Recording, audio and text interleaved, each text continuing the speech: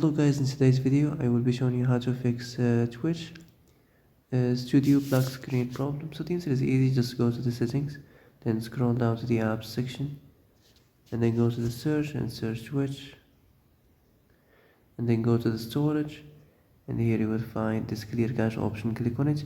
Now you can go check it if it worked, and if it didn't you can try to restart your phone or turn the Wi-Fi off and on, or the Bluetooth or the airplane mode. Also, you can try to clear data, but be careful. If you clear data, all this application's data will be deleted. This includes all files, the settings, the accounts, the databases, etc. So be careful if you want to clear your data.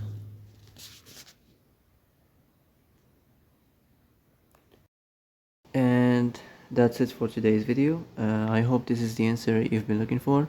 If you like this video, don't forget to like and subscribe, and see you in the next video. Thanks for watching.